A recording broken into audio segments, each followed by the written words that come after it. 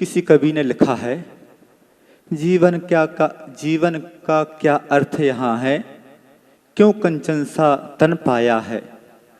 क्या तुम इसको समझ सके हो, क्यों नर्तन भू पर आया है। जीवन का क्या अर्थ यहाँ है। आदमी जन्म लेता है, जन्म ले लिया, परंतु जीवन का यदि अर्थ नहीं जाना उसने, तो जन्म लेना और नहीं लेना एक बराबर है। जन्म लिया है और हमने जैन कुल में जन्म लिया है। जैन कुल और जैन धर्म दो चीजें हो जाती हैं। जब तक हम सही जैनी नहीं बन पाए कुल से, तब तक हम सही जैन धर्म को अपने जीवन में उतार भी नहीं सकते। जैन कुल की मर्यादाएं क्या चीज हैं, यदि इसका हमें ज्ञान हो गया तो हमें अपने जीवन की सार्थकता का ज्ञान हो जाएगा। सिद्ध चक्र महामंडल विधान किया जा रहा है, किस उद्देश्य से लेकर किया जा रहा है। यदि सही उद्देश्य रहा तो बहुत कुछ जीवन में आनंद ही आनंद, और यदि उद्देश्य का ज्ञान ही नहीं, बस इस थाली से इस थाली तक होता रहा, कुछ भजन हो गए, कुछ भक्ति हो गई, नाच गान हो गया, बस इसके अलावा हाथ में आने वाला कुछ नहीं है। सिद्धों की आराधना करनी है तो किस लिए करनी है, तो सिद्धों की आराधना करनी है हमें सिद्ध बनने के लिए करनी है। और सिद्ध कौन बन सकता है। हर व्यक्ति कुछ ना कुछ बनना चाहता है। आज के समय में माता पिता से पूछा जाए कि आप अपने बच्चे को क्या बनाना चाहते हैं, तो कोई बोल देता है डॉक्टर बनाना चाहते हैं, कोई इंजीनियर बनाना चाहते हैं, कोई कलेक्टर आईएएस अफसर बनाना चाहते हैं, कोई कुछ बनाना चाहते हैं। सब विश्लेषण तो लगते चले जा रहे हैं, परंतु कोई व्यक्ति यह नहीं चाहता है कि मैं अपने बच्चे को अच्छा आदमी बनाऊं। और अच्छा आदमी ही अच्छा इंजीनियर, डॉक्टर, कलेक्टर बन सकता है। जिसके जीवन में अच्छा आदमी नहीं है, अच्छा आदमी किसके जीवन में हो सकता है, तो जिसको अपने कुल का बहुमान होगा, वह आदमी अच्छा आदमी हो सकता है। और जैन कुल और कुल का बहुमान, जैन कुल की पहले परंपरा क्या थी और आज जैन कुल की क्या स्थिति हो गई है। सुनने में आता है, पढ़ने में भी आता है कि पहले के समय में अंग्रेजी शासन काल में जैन व्यक्ति जिस पक्ष की ओर गवाही दे देता था, उस पक्ष को जीत सिद्ध हो जाती थी, जीत मिल जाती थी। क्यों, आखिर क्या कारण था। उस समय हर व्यक्ति की मानसिकता ऐसी थी कि मुझे पाप से बचना है, और जो व्यक्ति पाप से बचने का उपाय करेगा, वह व्यक्ति कभी असत्य बोलेगा ही नहीं। तो अंग्रेज भी जानते थे, उस समय की शासन व्यवस्था भी जानती थी कि जैन व्यक्ति यदि कुछ बोल रहा है तो सत्य ही बोल रहा है, असत्य वह बोल ही नहीं रहा है।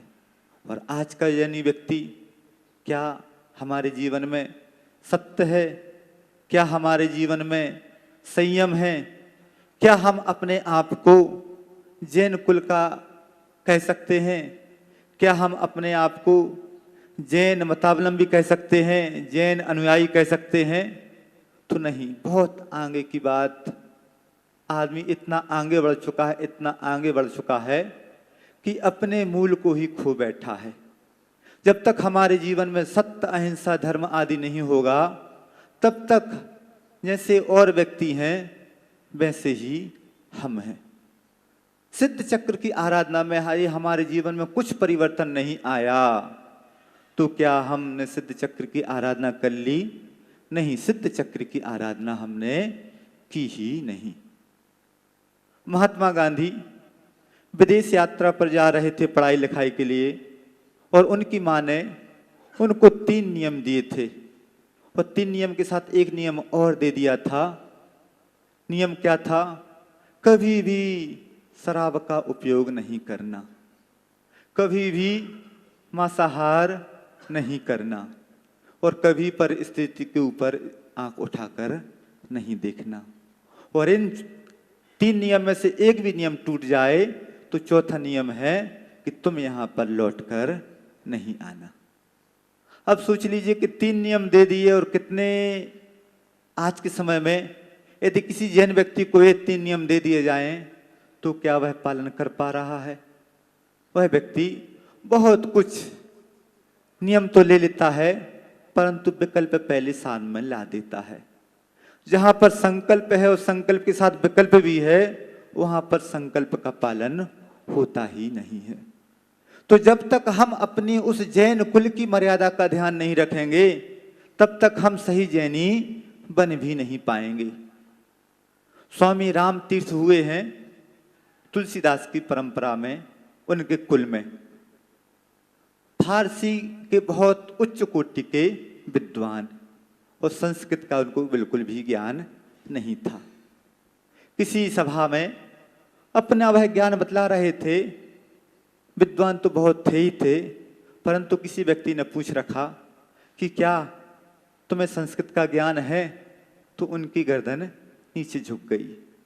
उलाहना दे दिया गया कि कहां तुलसीदास जी जैसे महाविद्वान के कुल में तुमने जन्म लिया है और तुम्हें संस्कृत का ज्ञान नहीं है।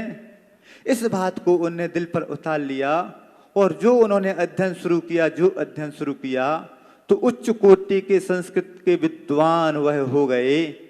अब सोच लीजिए कि यदि आपसे बोला जाए कि क्या तुम्हें अपनी जैन कुल की परंपरा का ज्ञान है और उसके अनुरूप तुम कोई काम कर रहे हो तो कोई व्यक्ति जैन कुल की परंपरा के अनुरूप काम कर ही नहीं रहा है। मुनि महाराज के हाथ में आहार देने का अधिकारी कौन और जैन कहलाने का अधिकारी कौन? जिसका आचरण उच्च है वह व्यक्ति तो उच्च कुल का है और सब कुछ क्रिया करने का अधिकारी है। और यदि आचरण हमारा नीच होता चला जा रहा है तो क्या इन क्रियाओं को करने के अधिकारी हो? इन क्रियाओं को करने से मना नहीं किया जा रहा है परंतु व्यक्ति के अंदर यदि विचार चिंतन शक्ति जागृत हो, विचार जागे कि क्या मैं जो कर रहा हूं वह सही है। यदि वह सही है, आपकी आत्मा बोल रही है कि सही है तो सही हो सकता है। परंतु जैन कुल का व्यक्ति जब कोई भी गलत काम करता है तो एक बार तो उसकी आत्मा बोलती है कि तुमने यह काम गलत किया है। और जब तक हम इस प्रकार का विचार करते रहे कि क्या मैं यह कर रहा हूं सही है या मैं कर रहा हूं गलत है, यदि हमारा विचार भी बना रहे तो एक दिन जो हम गलत काम करते चले आ रहे हैं वह छूटना शुरू हो जाएंगे। आचार्य महाराज ने बहुत अच्छी बात बोली थी एक बार कि एक व्यक्ति दोषों का पिंड है, वह नहीं जानता कि गुण क्या चीज है। वह बस अपने दोषों को छोड़ना शुरू कर देगा, गुण अपने आप उसको प्राप्त होते चले जाएंगे। हम अपने जैन कुल की मर्यादा का ध्यान रखें और जो हमारे जीवन में कुछ गलत विकृतियां आ गई हैं उनको यदि हम धीरे धीरे धीरे धीरे कम करते चले जाएं तो हम भी जैन कुल के योग्य हमारा आचरण हो जाएगा। महान कुल जैन कुल। जैन कुल कैसे बने? तो कहा गया है कि जिसके जीवन में तप हो, जिसके जीवन में दया हो, जिसके जीवन में पूजन भक्ति भी हो, जिसके जीवन में आत्म तत्व की रुचि हो, जिसके जीवन में सही गलत का ज्ञान हो, जिसके जीवन में शुद्ध विवाह हो और जिसके जीवन में सम्यक आचार हो। आज के समय में शुद्ध विवाह की बात की जाए, शुद्ध विवाह क्या चीज है? शुद्ध विवाह माता पिता जो विवाह कर देते थे, विवाह के 4-5 भेद बतलाए गए हैं, आप लोगों ने सब कुछ जाने हैं। परंतु आज के समय में व्यक्ति की उस ओर दृष्टि जा ही नहीं रही है। हर व्यक्ति ये समझ रहा है कि माता पिता ने हम गैया थोड़ी ना है कि एक खूंटे से बांध दी जाए और जिंदगी भर वहीं बंधी रहे। ऐसी आज के समय में बहुत कुछ बच्चों की मानसिकता होती चली जा रही है। तो माता पिता जो विवाह आदि क्रियाएं करवाते हैं तो वो अपने अनुभव से वह क्रियाएं होती हैं। और बच्चा क्या उसके जीवन में अनुभव है? नहीं, उसके जीवन में अनुभव है ही नहीं। पहले के समय में प्रेम होता था और आज के समय में वासना का बोलबाला हो रहा है। प्रेम जहां दो दिल जुड़ते हैं, दो दिल मिलते हैं, दो विचार मिलते हैं, वहां पर प्रेम हो सकता है। परंतु आज के समय में मोबाइल की, हर व्यक्ति के हाथ में मोबाइल है और बहुत कुछ क्रियाएं ऐसी होती चली जा रही हैं कि वहां पर तो एकमात्र वासना का ही बोलबाला है। और जहां पर वासना का बोलबाला होगा, आंख पर पट्टी बांधकर जो कदम उठाया जाएगा वह कदम गर्त में ले जाने वाला ही कदम होगा। तो जब तक हम अपने माता पिता के ऊपर विश्वास करना शुरू ना करें, तब तक क्या हम सही गलत के मार्ग पर आ सकते हैं? जब तक हम अपने देव शास्त्र गुरु की वाणी पर विश्वास ना करें, तब तक क्या हम सही ओर हमारा कदम बढ़ सकता है? तो नहीं, हमारा सही कदम उस ओर बढ़ ही नहीं सकता। तो हम जो क्रियाएं कर रहे हैं, यदि उन क्रियाओं को करने के पीछे आज के समय में भारतीय संस्कृति और पाश्चात्य संस्कृति, दो संस्कृतियां हैं। पाश्चात्य संस्कृति भारतीय संस्कृति को अच्छा मान रही है और बहुत कुछ उसकी ओर रुझान होता चला जा रहा है, और भारतीय संस्कृति पाश्चात्य संस्कृति को अच्छा मान रही है। भारतीय संस्कृति के लोग, यहाँ के व्यक्ति, बहुत कुछ गलत होता चला जा रहा है। अमेरिका, यूरोप आदि देशों में शाकाहार का प्रतिशत बढ़ता चला जा रहा है, मांसाहार कम होता चला जा रहा है। और भारत में मांसाहार का प्रयोग बढ़ता चला जा रहा है, शाकाहार कम होता चला जा रहा है। अभी कुछ समय पहले पढ़ने में आया कि 1 लीटर शराब, पहले के समय में एक व्यक्ति 2 या 3 लीटर शराब पीता था, एवरेज निकाला गया, और आज वह 15-20 लीटर शराब हो गई। तो वह शराब बढ़ती चली आ रही है। इसका मतलब क्या हुआ कि हमारे कदम नीचे की ओर जा रहे हैं।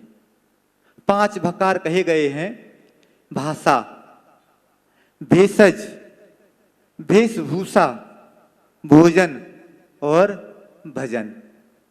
अब सोच लीजिए कि भारतीय संस्कृति में भाषा, मातृभाषा को महत्व दिया जाता था। भेषज, औषधि, आयुर्वेद को महत्व दिया जाता था। वेशभूषा, सादा जीवन, उच्च विचार, सादा रहन सहन, सादा पहनावा ओढ़ावा। और भोजन, आज के समय में क्या क्या चीज आ गई हैं, चाइनीज भोजन कैसा कैसा आता चला जा रहा, फास्ट फूड आदि। आप लोग स्वयं जानते हैं कि हम क्या खा रहे हैं, क्या नहीं खा रहे हैं। यदि जो व्यक्ति ये जान ले कि मैं क्या खा रहा हूं, क्या मात्र जिह्वा इंद्रिय के लिए भोजन किया जाता है? जिह्वा इंद्रिय के लिए भोजन नहीं किया जाता है, अपने शरीर को स्वस्थ रखने के लिए और अपनी आत्मा को स्वस्थ रखने के लिए भोजन किया जाता है। और भजन, पहले के भजन कैसे थे और आज के भजन कैसे हैं? पहले कुछ संगीतकार आते थे, हम लोगों के पास शिकायत आती थी कि महाराज कुछ मजा नहीं आ रहा। क्यों नहीं आ रहा है? क्योंकि जो गानों पर आधारित भजन है, जब तक वह भजन ना बजे, जब तक नाच गाना ना हो जाए, तब तक भगवान की भक्ति में, भजन में, भगवान की भक्ति में आनंद आता ही नहीं। जो फूहड़ता फिल्मी गानों में है, वही फूहड़ता यदि यहाँ पर होने लगे उस भजनों के माध्यम से, तो क्या उसे हम भजन कहेंगे? वहां पर हम उसको भजन कहेंगे ही नहीं। तो जब तक हम अपनी भाषा, भेषज, वेशभूषा, भोजन और भजन पर ध्यान नहीं देंगे, तब तक क्या आप जैन बन सकते हैं? नहीं, आप जैन बन ही नहीं सकते। तो जैन बनने के लिए हमें अपने उस कुल के आचार विचार पर जब तक ध्यान नहीं देंगे कि हमारी परंपरा क्या रही है, और जो हमारी परंपरा रही है, क्या हम उस परंपरा का निर्वाह कर रहे हैं? नहीं, उस हम परंपरा का निर्वाह कर ही नहीं रहे हैं। कहा गया है कि कुछ पाने के लिए कुछ खोना पड़ता है। कुछ कुछ पाने के लिए कुछ कुछ खोना पड़ता है। बहुत कुछ पाने के लिए बहुत कुछ खोना पड़ता है, और सब कुछ पाने के लिए सब कुछ खोना पड़ता है। अब सब कुछ पाने के लिए सब कुछ खोने वाली श्रेणी में तो आप लोग नहीं हैं। सब कुछ पाने के लिए सब कुछ खोने के लिए हम लोग ही सब उदाहरण के रूप में हैं। परंतु आप कुछ पाना चाहते हैं तो कुछ खोना पड़ेगा। बहुत कुछ पाना चाहते हैं तो बहुत कुछ खोना पड़ेगा। आज का व्यक्ति खोना नहीं चाह रहा है और पाना ही चाह रहा है, तो क्या कुछ पा सकता है? नहीं, वह कुछ भी नहीं पा सकता है। तो जब तक हम आत्म कल्याण के मार्ग पर आने बढ़ने के लिए सच्चक्र महामंडल विधान करने जा रहे हैं, और जब तक हम अपनी जैन कुल की परंपरा के योग्य आचार विचार ना कर पाए, तो क्या आप जैनी हो गए? अभी नाम के जैनी होना है, फिर काम से जैनी होना है। जो व्यक्ति नाम का जैनी नहीं हो पाया, वह व्यक्ति काम का जैनी भी नहीं हो सकता है। और नाम का व्यक्ति जैनी तो वही हो सकता है जो जैन कुल के योग्य आचार विचार का आचरण करना शुरू कर दे। जिस व्यक्ति ने जैन कुल के योग्य आचार विचार का पालन करना शुरू कर दिया, वह व्यक्ति सबसे पहले सोच ले कि मुझे क्या करना है, क्या नहीं करना। मुझे क्या सोचना है, क्या नहीं सोचना। मुझे क्या देखना है, क्या नहीं देखना। मुझे क्या बोलना है, क्या नहीं बोलना। मुझे क्या खाना है, क्या नहीं खाना। जिस व्यक्ति ने इन 4-5 बातों पर विचार करना शुरू कर दिया, उसके जीवन में हे उपादेय का ज्ञान आ गया। और जिसको हे उपादेय का ज्ञान हो जाएगा, वह व्यक्ति ही सच्चा जैनी होगा, और वह व्यक्ति ही सच्ची सिद्धों की आराधना करने वाला होगा। सही अपने कदम आत्म कल्याण की ओर उसको उठ पाएंगे। अन्यथा तो बस नाच गाना हो जाएगा, भगवान की भजन आराधना आदि हो जाएगी, परंतु यदि जीवन में कुछ परिवर्तन नहीं आया, तो ऐसे सिद्ध चक्र महामंडल विधान कब से कर रहे हैं और कब तक करते रहेंगे। जीवन में परिवर्तन आ गया तो एक बार जिसने सिद्ध चक्र महामंडल विधान कर लिया, उसका जीवन सार्थक हो गया। अन्यथा तो इस थाली का इस थाली में करते करते पूरा जीवन व्यतीत हो जाएगा, परंतु सिद्धों की आराधना आप नहीं कर पाएंगे। एक बार सिद्धों की आराधना सही तरीके से जब होगी, जब आप सच्चे जैनी बन जाएंगे। आप सच्चे जैनी बने इसी भावनाओं के साथ। अहिंसा परमो धर्म।